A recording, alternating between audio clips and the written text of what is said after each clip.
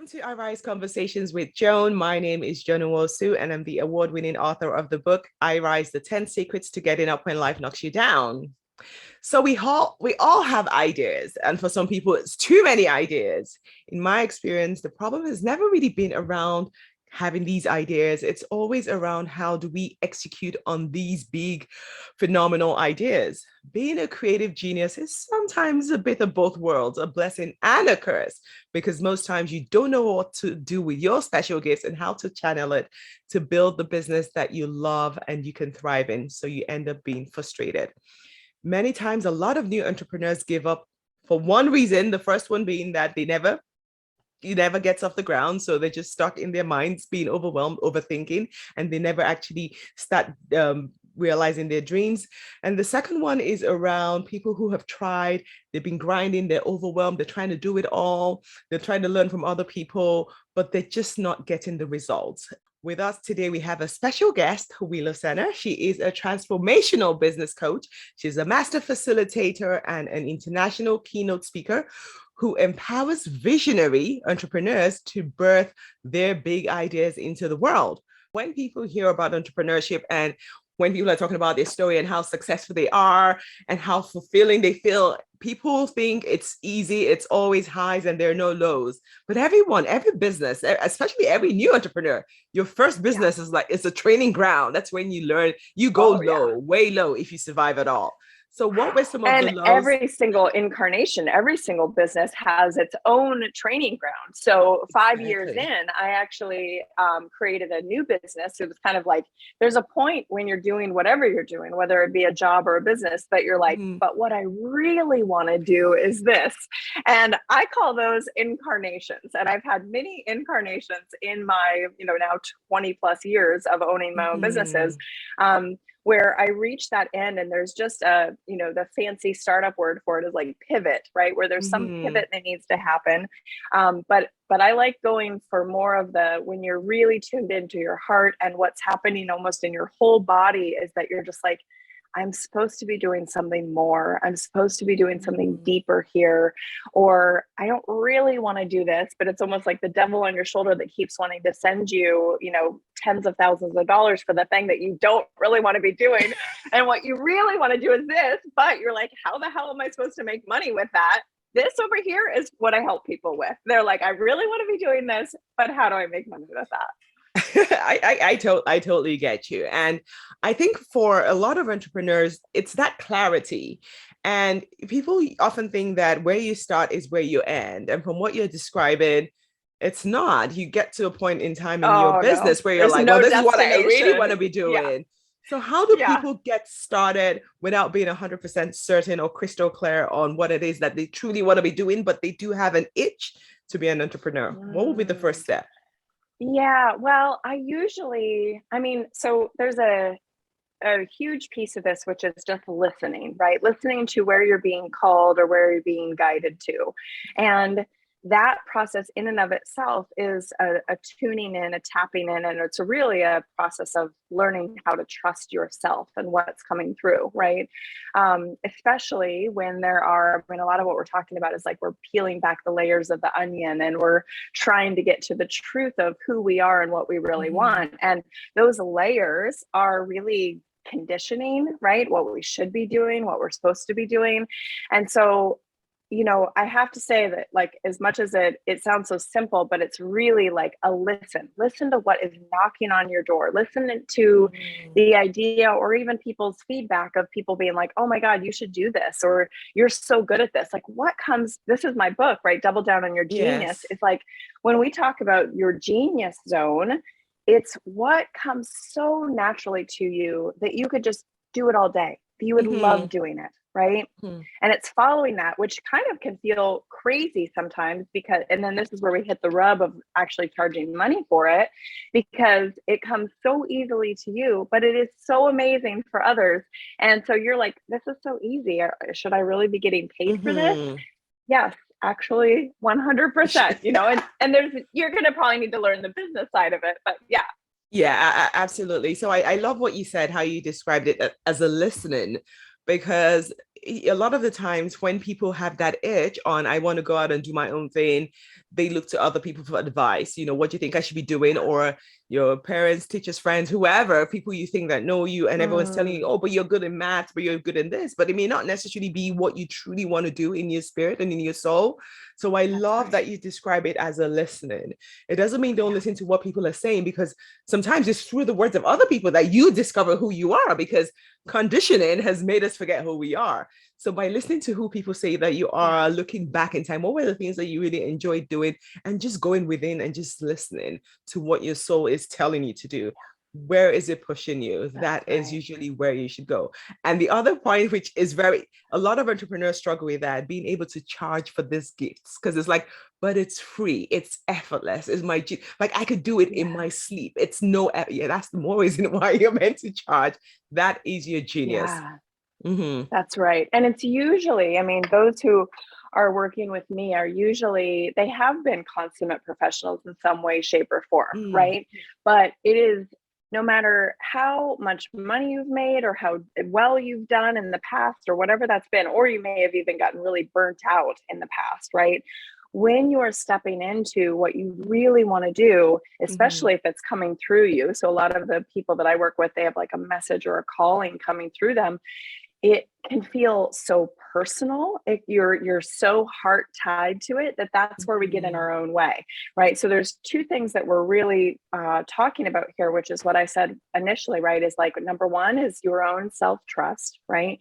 Your relationship with yourself is huge. And like you said, is how often we go outside to look at others. And so I call that outsourcing. It's kind of a play on when you're a business owner that, yes, we need to outsource and delegate, but there is an outsourcing of approval that happens instead of insourcing, which is really coming into your own inner knowing. And, as you well know, and everyone out there who's been on this path at all, is that entrepreneurship is like one of the greatest spiritual journeys and really self-healing and personal growth journeys that you'll be on. And so it's exactly this piece right here, this invitation to tap into your own knowing, to heal any of that relationship with yourself and your own lack of self-trust, or even if you were told at some point you don't know, or you need a certification, or you need this, right? You need to outsource for other people's approval. And we were not taught this. We're not taught to own our power. We're not taught to own our gifts, own our amazingness, speak up, all those things. Yeah.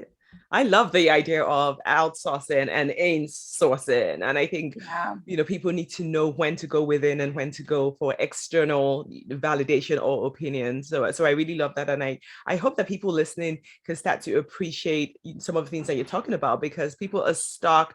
They don't know how to move forward. They're constantly conditioning, belief systems holding you back. Maybe it's time to stop outsourcing and time to start insourcing, because we do all have gifts. And I think I want to speak about your genius and your gifts, because I've met people who will say to me, Joan, I have no gifts. Like, I'm good at nothing. I'm good for nothing. I have no gifts whatsoever. And it could be that they've been told all their lives, you're good for nothing, or maybe they just haven't had it. How can people start to discover their genius? Because I too believe, like you, that everyone does have a genius within them, and you're meant to thrive in that genius. So what's the path to discovering this genius? Yeah, well, there's some really great ways that you can work to realize this, but I think, the first step is, just like you said, is really knowing that every single one of us here has a purpose and a role, that even for us to be in this life path, and here's the thing too, I think with the internet and with our ability to see what all these people are doing in such a big way, it makes it really easy for us to compare and think, oh, I'm so small and so insignificant compared to this person who's doing such big things. And, I think the piece that I want to open up some possibility for is that I want to almost like take away it doesn't have to be so big, that even you doing your own healing work in your life for you, your own exploratory work, your own work on healing yourself and whatever has you triggered or playing small, all this deconditioning work.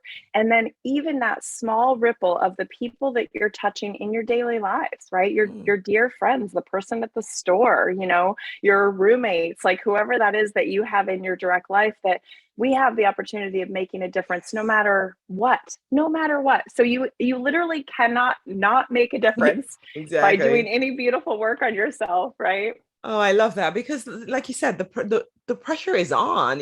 We're constantly comparing us, and of no fault of anyone's. It's out there in your face constantly. So you're always comparing yourself to other people. Oh, this person has achieved this. It's 6 months into the year, and they've already done this, and I've done nothing. And I love what you're saying. It doesn't have to be so big. You stop comparing yourselves to other Yeah. people. Just start with you. Do And the internal work. I love that. that's right. And often too, I mean, even if you're full force in, so I'm 20 plus years into my business and I'm Mhm. still watching where I have to pull off the shoulds and the have tos, you know? And I Mm. think the shoulds and the have tos in life are, I mean, it's a strong voice, right? This inner critic voice, or Mhm. especially in the sort of equation of like what's going to make you successful when you see all these things online, right?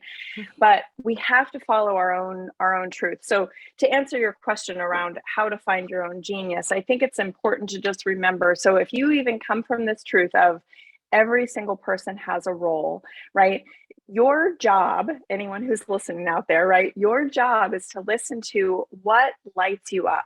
What is the thing that feels, and so it's almost like tapping into your aliveness and following the impulse of what makes you feel alive. So for example, some people might not be ready to be the on camera speaking on stages like you and I, like, you know, or whatever that is, right? Like I've Yeah. always been this expressionist. I was like publishing newsletters back when there were just copy machines. Like I've been doing this for a long time. But there's some people that actually love, and I've hired many of them in my life, which they're such gifts to me. They love being behind the scenes and they Mm. love helping be a part of something that can like really get something moved along. And that is such a valuable role. So Mhm. I think that's the piece that I'm trying to say too, of like peeling out the comparison when we see all these speakers and gurus and what have you online, is that you don't have to be that to be a really powerful person in the entire kind of engine of making a Yes. difference in life. I love that. You don't have to be in front of the scenes. It's okay to be behind the scenes. I Yes, love that. Not 100%. not everyone is going to succeed in exactly the same way. You need to find your own path and own it and just be comfortable, be happy in that space. Own it. Yes, own it, own it, own it. This is the tagline of Double Down on Your Genius, and the very, very first step is own your gifts. And so that Yes. process of owning your gifts, even discovering your own gifts, which Mm. I do have a little of that, but often I'll just say, for any of you out there wondering, I'm like, I think you actually already know. I think you've already been given guidance and you already know. You're just like, it's almost like when something is so obvious and it's right here and you're like, It can huh, be. I'm not sure where it is. You just keep looking somewhere else, but it's It's right true. here. It's Mhm. just that it's scary. It can be so scary to actually face it and look at it Mm. and own it, because then what? Then you actually have to like go out and share with people that that's your Mhm. gift. And even the owning it in and of itself and having other people see you own it can be terrifying, right? Absolutely, absolutely, absolutely. Yeah, I couldn't agree more. So own it because it's there staring Yeah, you in the so own face. it. It's Yes. always very obvious, and I agree. You always know deep down inside, but you're like, nah, it can't be. No, it's something else, someone else. No, I want that one instead. You know it is. Yeah. It's your genius, so Yeah. just own it and step into it. So the other Yeah. thing I want to, so now we know what our genius is, and we're thinking, okay, so this is where my soul is pushing me towards. This is sort of business I want to get started on. But now what do I do? I'm confused. A lot of people keep spinning. They spin in those early days trying to figure out how to, when to, what to, and they eventually give up. What advice would you have for brand new entrepreneurs who've maybe like you, they had gone, maybe they wanted to be an entrepreneur, but then they got into the 9 to 5 and then be working. Now they want to get into business, but now they're scared. What's the first step? Yeah, so I actually want to even say that if for any of you who are wondering, like, okay, where am I in this whole process, right? And what do I need to do next? I actually have a quiz that helps you with exactly this. So we'll make sure that that's link is in the show notes.